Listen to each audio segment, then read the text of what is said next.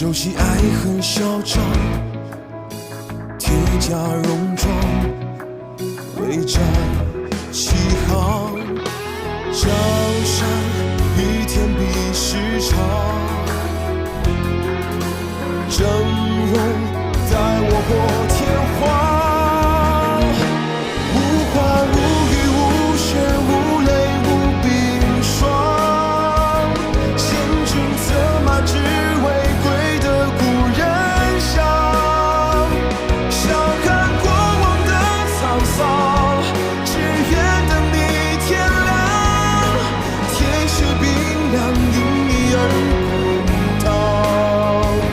无情无爱无痛无相思疯狂，唯愿破茧开轩盼红颜心肠。笑看过往的沧桑，只愿等你天亮，铁血冰凉因你而滚烫。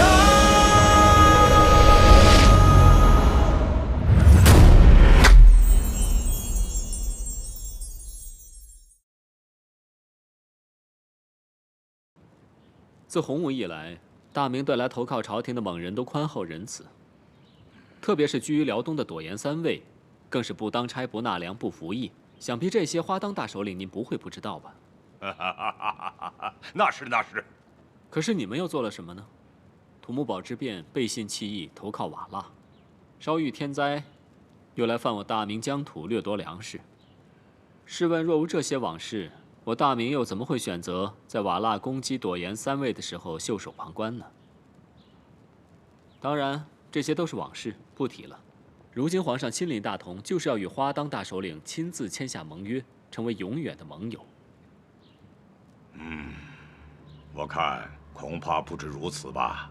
我朵颜三位与大明朝廷结盟，不是要求我们和瓦剌交恶吗？拖住鞑靼铁骑的马腿罢了。不错，鞑靼7万大军，如今在我大同城外损兵折将，其中朵颜三位首当其冲。分则两害，合则两利。想必花当大首领也是意识到了这一点，才欣然答应与我大明结盟，共同对付这个祸害吧。那不知明朝皇帝许予我们什么条件，来获取我们的信任呢？我大明对于塞外疆土并没有什么野心，只希望边境能够平稳，百姓能够安居乐业。如果鞑靼能在大明与朵颜三位的合击之下溃败，那么这新的草原之王的宝座，将由谁来做呢？杨大人，我朵颜三位是大明朝廷藩属地的三位，难道大明皇帝是想允许我们自立吗？朵颜三位只是一个虚名，其实早已形同一国。皇上愿扶助花当大首领成为新的草原之王，世世代代与我大明成为永远的和睦邻居。此话当真？当然当真，要不然皇上亲自来到大同，岂不是天大的笑话吗？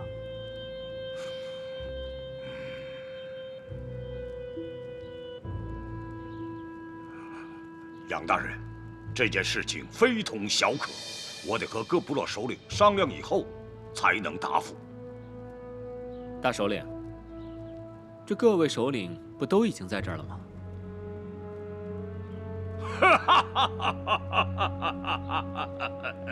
杨大人，您这话什么意思？明人不说暗话，朗朗局势，还望大首领早日做决定。早闻杨大人智勇双全，今日一见，果然是非同凡响，竟然一眼辨别出我的身份。花当大首领过奖了。杨某今日前来，还带来另一个消息，想必这个消息大首领也是相当的感兴趣。哦，伯颜皇后满都海并没有死。哦，你说什么？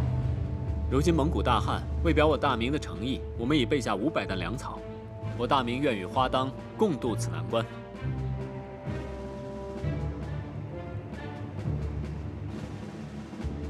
好，半月之后，白登山与大明天子会盟，我朵颜三位与大明永修秦晋之好。一言为定，驷马难追。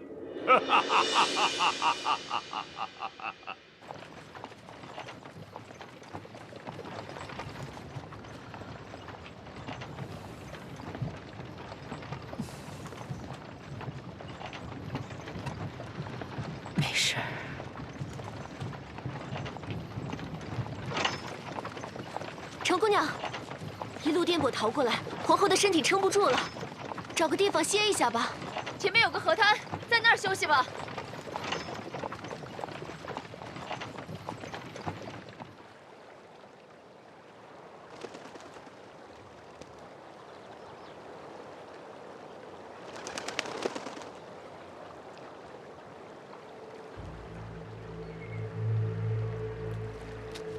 情况有变，杨大人会和花当在白登山会盟，我们需要在2日之内把人送到白登山。白登山，那不是跟鞑靼兵追来的是一个方向吗？再说这样时间也不够啊。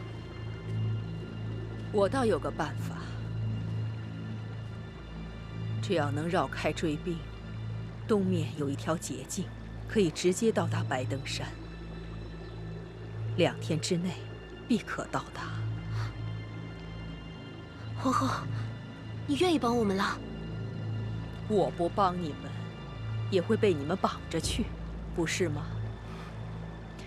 皇后见谅，启运，别无他法。你也不用道歉，我这么做，原本也不是为了你们，我是为了草原上的子孙和朋友。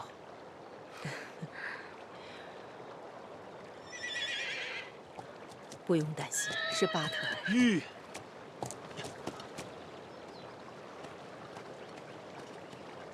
怎么样，人甩开了吗？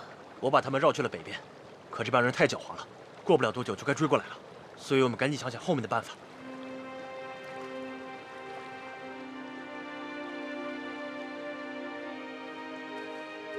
去白登山，这是我的意思。我不想再看着双方百姓伤亡了。现在我们只需要解决一个问题，就是怎么绕开那些狡猾的鞑靼追兵。我有办法。你们还记得当初杨大人是如何回的京城吗？你要用疑兵之计吗？没错，我们可以兵分2路，一路人假扮满都海及其族人，多带些马车和士兵，重重保护，引开鞑靼追兵；另一路人保护满都海，直奔白登山，和杨大人会合。听起来也只能这样了。我即刻安排兄弟们去休息准备。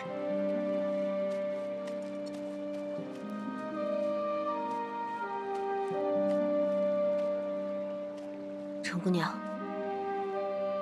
我武功比你好，我负责引开鞑靼兵。我知道你喜欢相国，我也知道你在他的眼里和别的女子不一样。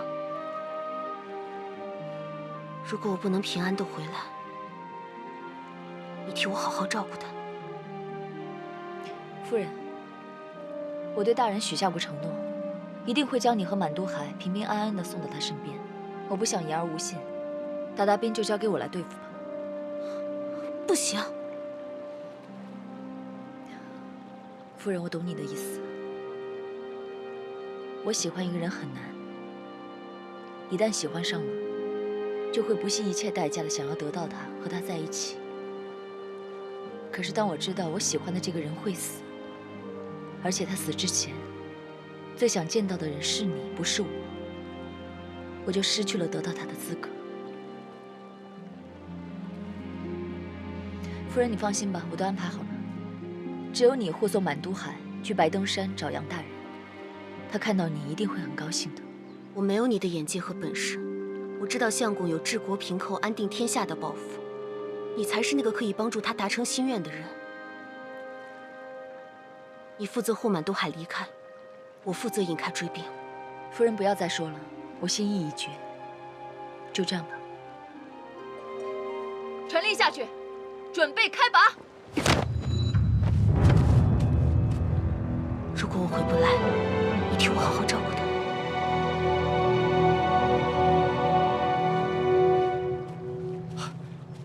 额娘，鞑靼追兵会追过来了，再不出发就来不及了。吁，出发！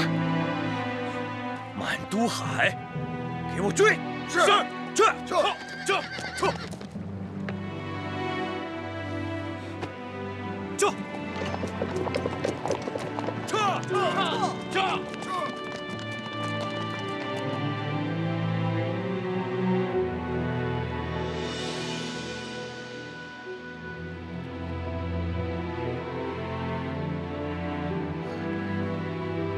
呢？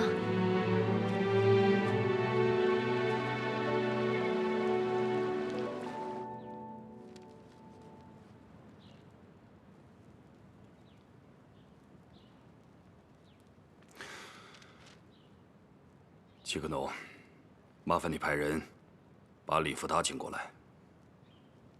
是。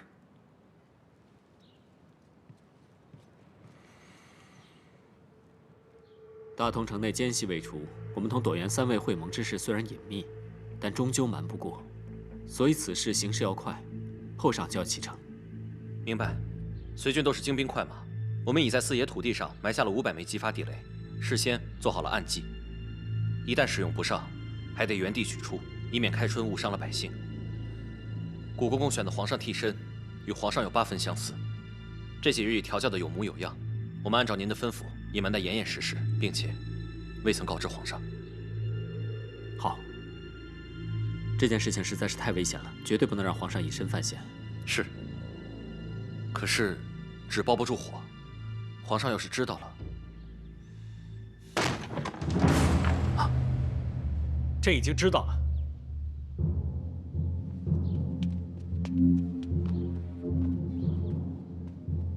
参见皇上。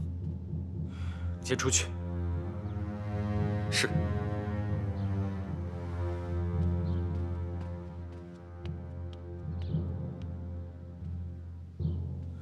起来。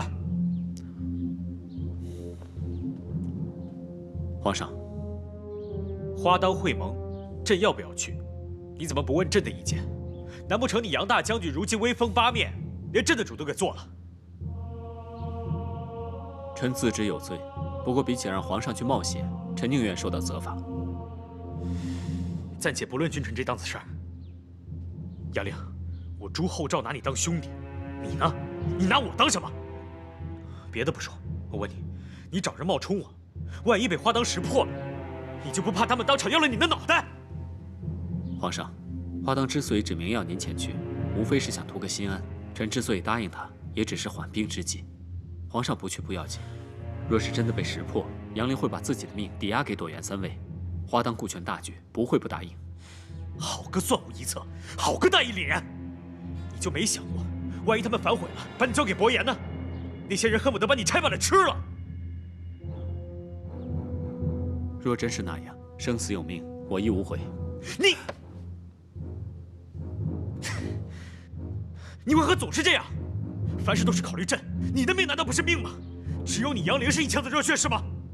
你只顾着你的忠诚大义，朕呢？你将朕置于何地？皇上，满朝文武重臣都看朕不似个好皇帝，想不到连你杨凌也是如此。说好的和朕一起成就文治武功之愿呢？到头来不还是把朕当个小孩子哄骗？皇上。 朕虽然没有先帝勤勉，可朕不笨。此次花当之行意味着什么，朕清楚得很。若是我大明能够和花当顺利联盟，打败蒙古联军就指日可待。此战若胜，未来30年乃至50年，大明北疆就能迎来太平的日子了。皇上，即使是这样，您也不用前去。臣已经安排好了后路，若是会盟生变，此战我们一样可以拿下。自朕登基以来， 你为朕做的已经够多了，朕不是不信你，可朕真的没那么脆弱。我朱家的江山就是太祖爷金戈铁马打下来的，为何偏要朕做个文弱书生，被人看着护着照顾着，连去会盟的勇气都没有？皇上，你是非去不可吧？非去不可，我拦不住你了。谁都拦不住。朕当初执意亲征， 就是为了同我大明千千万万的将士一起守住朕的江山，守住朕的子民。白登山之行，朕去定了。为了天下的太平，你我兄弟2人应当齐心努力。臣明白了。既然皇上执意要去，臣定当一命护之。好，朕信你。 你就是朕的金钟罩铁布衫，有你在，朕命硬得很。这份国书不妥，按礼制，我大明仍是君，朵颜还是臣。关乎国体，不可马虎。是，皇上。还有一件事，有话快说。皇上，明天真要以天子仪仗去白登山吗？这万一这路上……没有什么万一。总不成，大国之君在自己的国土上，同一个小部落会盟之时，还要遮遮掩掩的吧？朕明日就是要以大国之君的仪仗去参加会盟，朕就是要以此告诉朕的敌人：汉人的天子是行云布雨、遨游于九霄之上的神龙，而不是什么软趴趴的虫。是，小黄，你最近在忙什么呀？都好几天不见你了。这个黄小伟，把这些文书处理好啊。是。听说这古大用是皇上身边的红人，为人跋扈的很。可是我看他对你倒是不错嘛。谁都对我挺好，除了你。可否陪我去花园走走？好，本姑娘就赏你这个面子，走吧。走。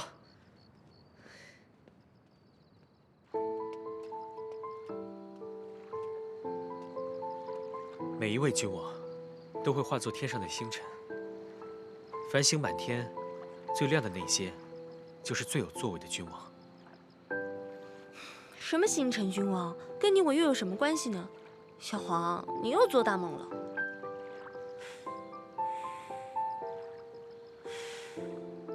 明日，皇帝要和关外朵颜3位的首领会盟。哦，怪不得我说最近都没有看到表哥呢，原来是皇帝。皇帝在大同。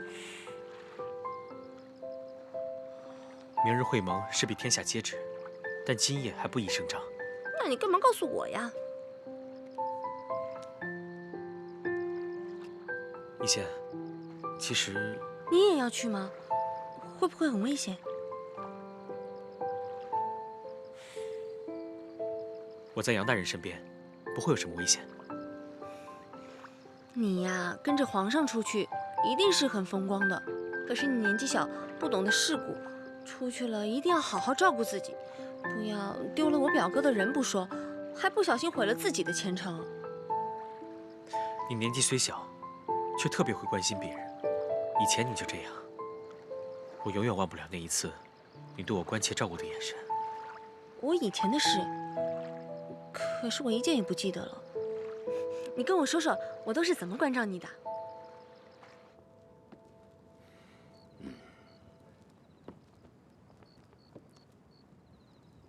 可汗，这弥勒门还可信吗？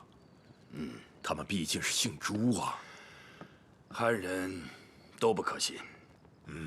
可这宁王呢，也是想借着我们的力量来拿下大明。可真有那么一天拿下大明的话，这江山姓不姓朱，就由不得他了。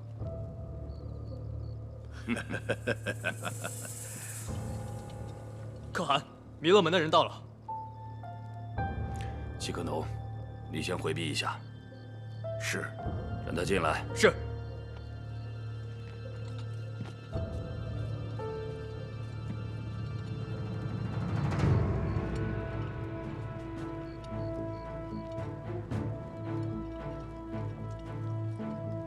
可汗，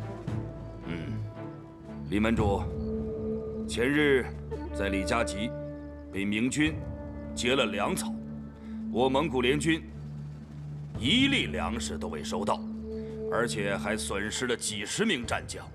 如今呢，明军士气高涨，你有什么打算？为了满足可汗的要求，我弥勒门也是费尽了脑汁。此番不仅损失了粮草，也折了我大同城那一棵摇钱树。好了，不说这个了。我今天找你来，是有要事相商。等我说完了这件事情，你再另做打算也不迟啊。哦，可汗请讲。朵颜3位呢，有我的眼线。刚才我得到消息说，杨凌要密会花当，而花当这个人我又甚是了解，他就属于那种墙头草两边倒，哪边强，就会跑向哪边。如果这朵颜三位一反，到那个时候，我们的大业将前功尽弃。而宁王呢，如果想夺取天下，那就要看你李门主是如何做全盘的打算呢？为帮我主夺取大明江山，我们就算有再多的损失，也不足挂齿。至于你我，都是同一条船上的人，咱们应该把劲儿往一处使。我主的意思没有变，只要可汗信守承诺，跟我们里应外合，攻破这大明的铁壁，助我主一主江山。到那个时候，封侯分地之时，那就是后话了啊。不过你此计甚好。哎，我还有一事，这朵颜三位要与大明的皇帝在白登山会盟，花当会不遗余力地让大明皇帝前往白登山。哦，可汗可有打算？擒贼擒王，我会命火筛前往白登山。不过，你弥勒门要助我一臂之力，搅乱此局。好，如何协助？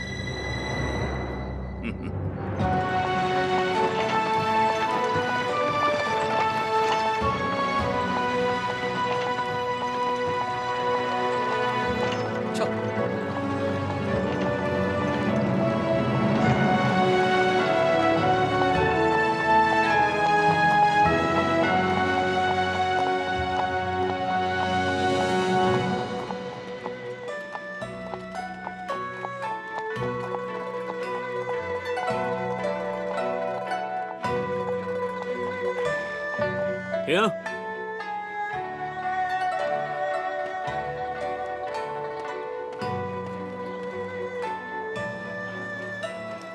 朵颜三位指挥通知花当，叩见大明皇帝，万岁万岁万万岁！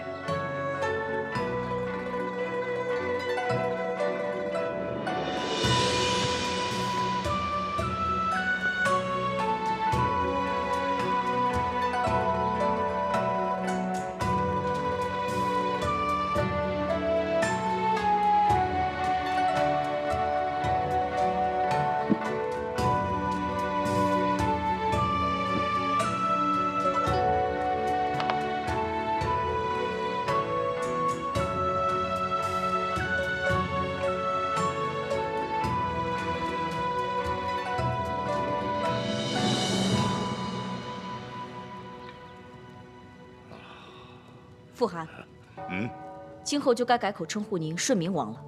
哈哈哈哈哈！那是自然啊！哈哈哈哈哈！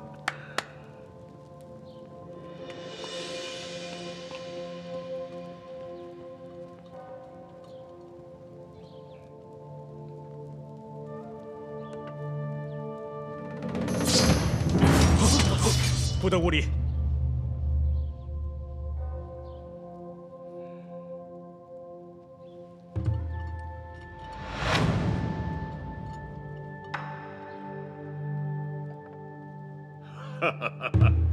尊贵的天可汗在上，请允许我把肥嫩的整羊奉献。他那宽阔的脊背就像广袤的天宇，他那肥大的四肢就像肥沃的土地，他那高昂的头颅就像巍峨的高山，他的挺拔的长骨就像山上的檀香树。有福有禄的天可汗，请您把它享用吧。好。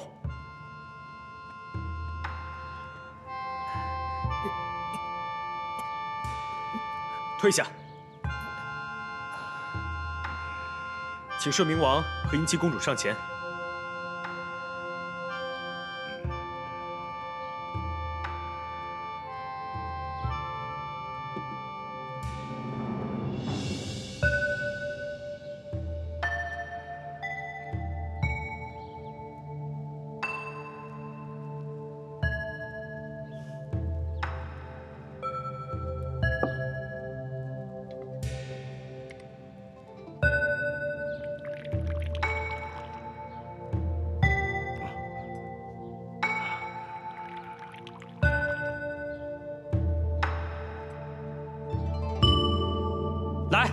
我们大家满饮了这杯。谢天可汗。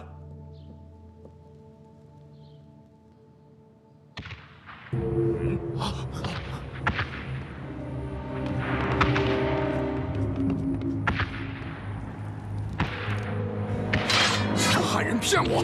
大首领，赶快带人冲下山去，夺马出关！保护皇上！大胆！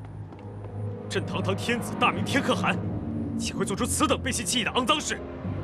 放开朕的人！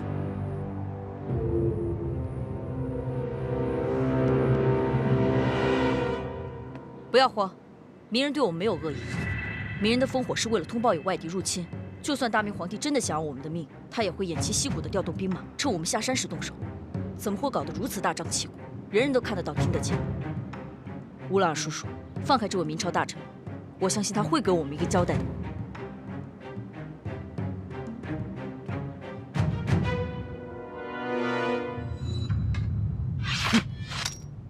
姑娘的成语用得非常不错，还是请大人尽快弄明白状况，给我们一个交代吧。杨青，速速查明情况。是。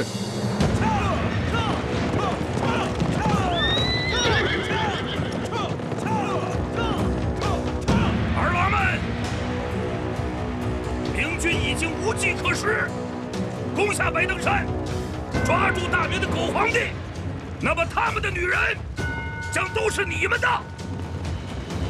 杀！杀！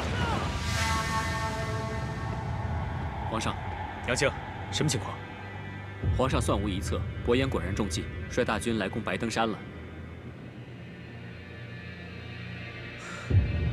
妙极，来得好！天可汗，远处可是伯颜的军队，难道怎么他们也入关了吗？是这样。杨青在，给顺明王好好讲讲。臣遵旨。顺明可汗，您千里迢迢来见皇上，皇上自然准备了一份大礼要给你，只是不知这伯颜是否会上当，所以方才并没有向您言明。您看，伯颜虽然损兵折将，但是仍未伤及根本，他依然兵强马壮，再加上他黄金家族的号召能力，一旦返回草原，便极不容易对付。只有他10亭的人马折损了7亭以上，可汗的位置才方可稳妥。故此，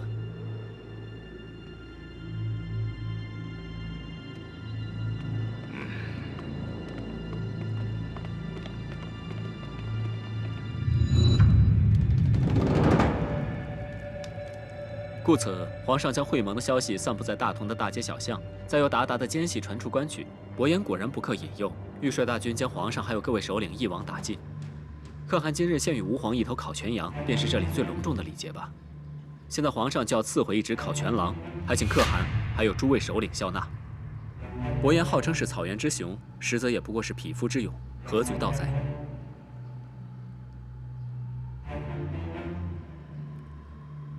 这么说，天可汗早已布下了重兵陷阱，引伯颜入购了。那是自然。啊，这次小王带的兵马不多，不过尚可一战。皇上可需小王尽微薄之力吗？既然我们已经结盟，共同用兵就是早晚的事。今日并肩作战，正可以显示我们结盟的诚意。不过可汗的大军还需用来护送您返回朵颜3卫，不可折损过甚。待我大明军合围行决战之时，请您再现朵颜3卫之威。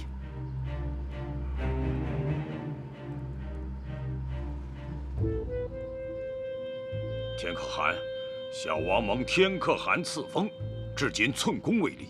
既已结盟，咱们便该同仇敌忾，生死与共。虽说天可汗用兵如神，早有准备，不屑小王的区区5000兵马，但小王岂可不尽臣属之责？请天可汗恩准，让小王率兵协同作战，静待天朝的神兵进歼伯颜的护狼之旗。既然如此，杨青，在。顺明王美意，这5000兵马就由你指挥了。是。昔年朵颜3卫从龙靖南，立下不世功勋。今日你我君臣再度携手，可谓是一桩佳话呀！马汉龙，在。速取点骑兵马，进退行止，作战杀敌，一切皆听杨陵杨大人的令谕。是。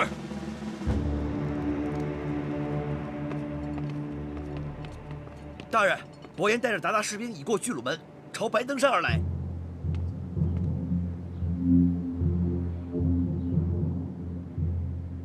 武汉超，双方步兵的情况如何？山上山下明军一共有12000多人，再加上朵颜3卫的军队，总共有近2万人。蒙古联军原本能战者不足6万，减去火筛花当的兵力，伯颜最多能带3万人齐击白登山。我方2万人马守着土山，至少可以支撑半日。只要我方坚守不溃，太原和大同的军队便可以赶过来增援。刘道棒水，传令下去，立即调大军护山固守待援。大军上山之后，分驻各处御敌，山下只要留神机营3000兵马和70门毒火炮即可。是敌强弱，随时上山。属下领命。大人，朵颜3卫的5000铁骑怎么办？与朵颜3卫刚刚结盟，他们还没有捞到任何好处。花当这墙头草，会不会见势不妙，临阵倒戈？朵颜3卫的人在胜负未分之前不可以用，我会让花当把他们调上山来。小艾，把你的人横置于山腰，不可以让朵颜3卫的人靠近会盟营帐。是，大人。武汉超，点燃烽火，示意大同和太原的军队速速前来增援。是。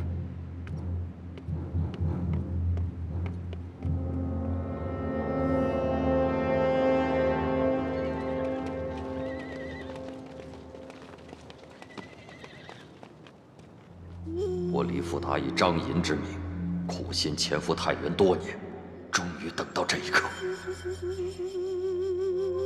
张大人，白登山方向烽火燃起，可有异动？那又怎么样？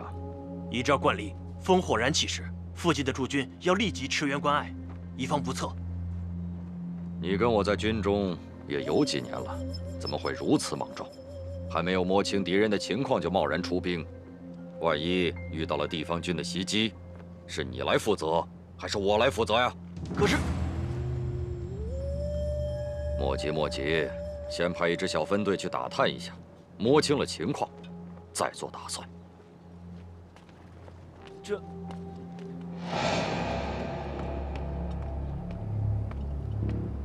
大人，我军主力已撤至半山，山腰山下已形成2道防线。目前，鞑靼前锋已经列阵冲锋。好，今天这一仗谈不上什么谋略，因为双方的目标都在山上。伯颜一定会以最快速度试图攻破，我军只要死守拖延即可。待到援军一来，呈山上山下夹击之势，方可破局。这第1道防线，就要看刘大棒槌了。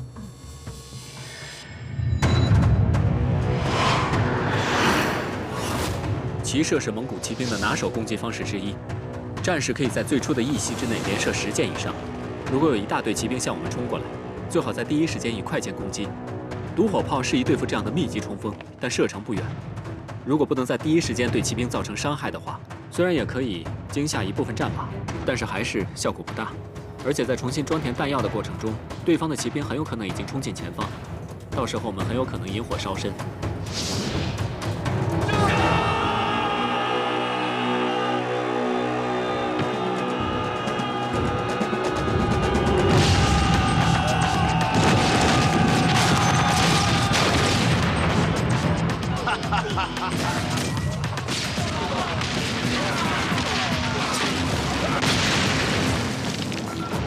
参将，到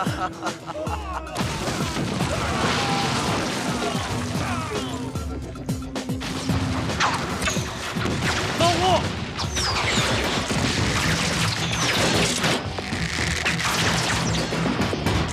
好啊！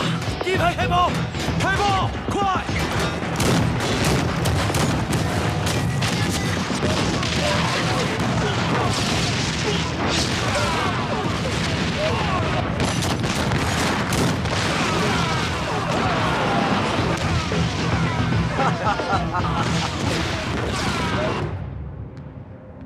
传令刘大棒槌，切勿恋战。放完炮弹之后，迅速退出第2道防线，组织神机营的火铳手跟朵颜的弓箭手发起远攻，形成第3道防线。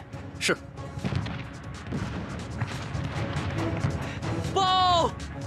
我军前锋被明军土火炮阻截，死伤惨重。可汗，咱们要不要等一等火筛啊？不行，边攻边等。如果不尽快攻破白登山，抓住大明的狗皇帝，等大明的援军一到，万事皆休。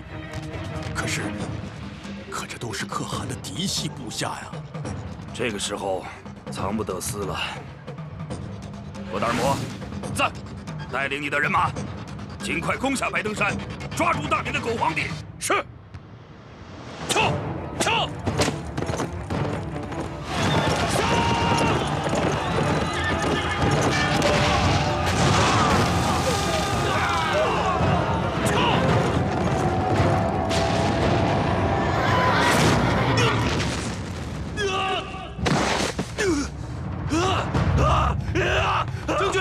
将军，将军！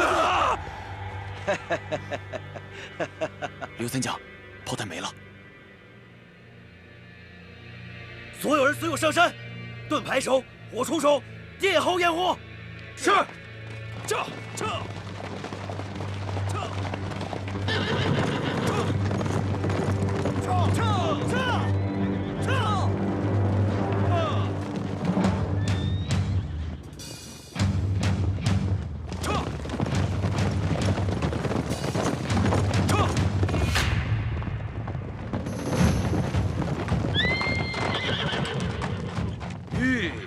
大棒槌，不错嘛。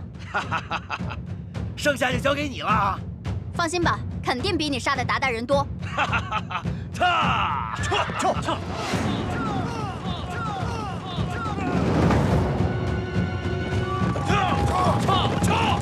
给我杀出去！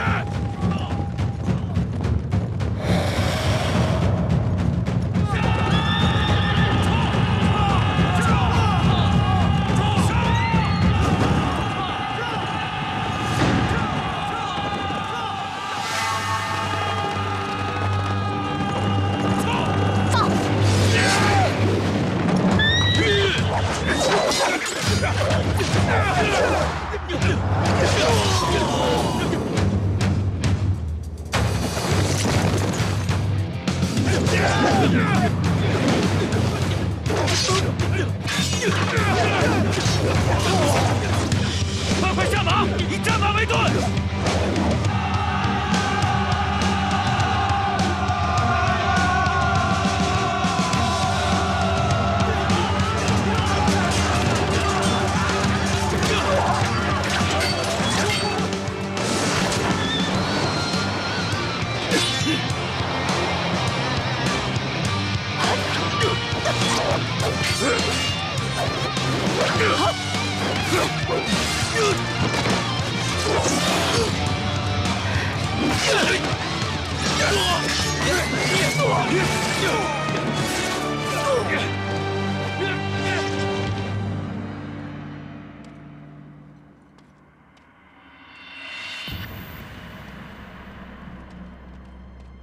报！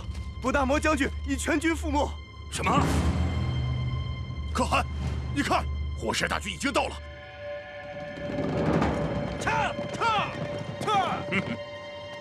长生天保佑！命令火筛队分兵3路，全军进攻。是。这。大人，伯颜要发动总攻了，怎么办？这援军怎么还不来啊？哦。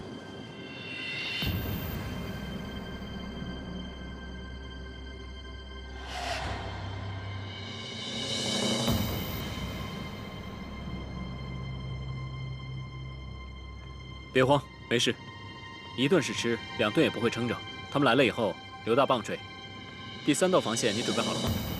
火铳手、弓箭手都已集结完毕。好，由你带领弓箭手、火铳手形成第3道防线。韩超，你带领刀盾手、枪兵跟棍兵准备进行肉搏。是。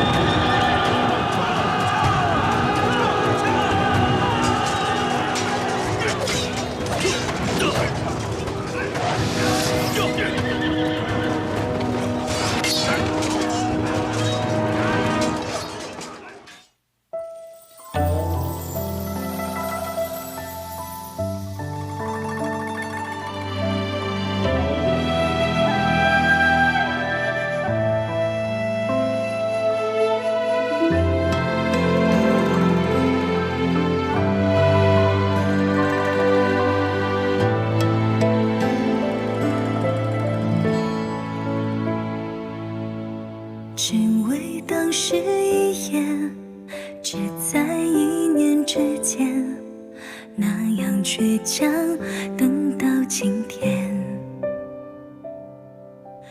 以为你是幻觉，可是你在眼前，我怎么忍心拒绝？若一生只如初见，瞬间变永远，流星萤火的流年，我等你出现。我此生只如初见，命运安排你我之间，你是当时等我的少年。